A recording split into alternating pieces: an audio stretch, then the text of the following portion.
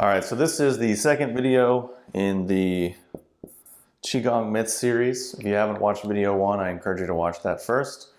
And in this video, I'm going to clear up this myth, which is kind of annoying to me because it's so common, which is basically understanding that QiGong has nothing to do with visualization, nothing to do with imagination, nothing to do with psychology or psychological rearrangement of your experience, or faith-based. It has nothing to do with any of these things.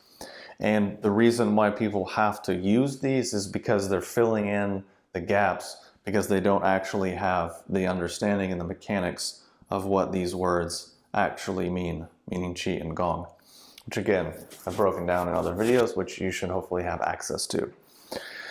And basically what happens, and part of the reason why people started doing this is because they would read in ancient texts or read in old things that were talking about practices and say like, oh, at this point, this color appears or this light appears.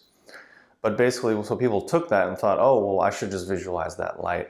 When in reality, what they were describing is basically more of a map, meaning like if you're here, you might see this. If you're here, you might see this. But if you're like way over here, you might see this, and that's actually incorrect. So oftentimes what people do is they don't know the difference between these three things. So they just get it all miscombobulated, I guess, and don't understand that there's side effects and things that happen as a result of a bunch of other things. But those other things weren't in the book, so they were just like, oh, we're just supposed to do this. Huge misunderstanding, which I guess is understandable, but I guess maybe it just would be more honest to just say, oh, I don't know. I don't understand. Maybe I need to find someone that does. Because the understanding is that you would learn from someone and they would show you and teach you in person.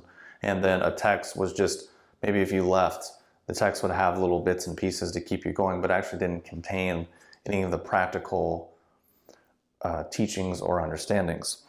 So we're pretty much at that same place in the world where people don't understand these terms. So they think it has to do with all of these things, which it really does not. It doesn't have anything to do with it.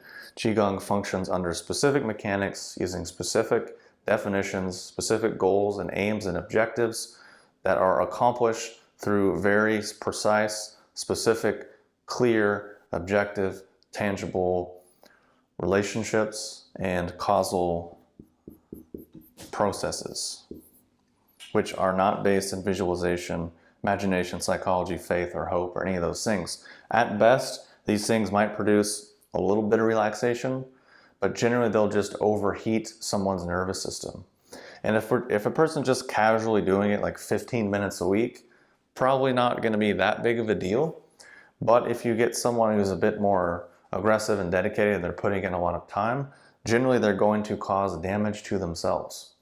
Because QiGong can be beneficial, but anything that can be beneficial can also be harmful. If something is powerful, it can also be used for good or bad. It kind of depends, which is why you need education, why you need teaching, and why you have to understand that you don't start with gong. Gong is something you work towards over time. So hopefully that helps and clears up this huge myth and misunderstanding, and I'll talk to you soon.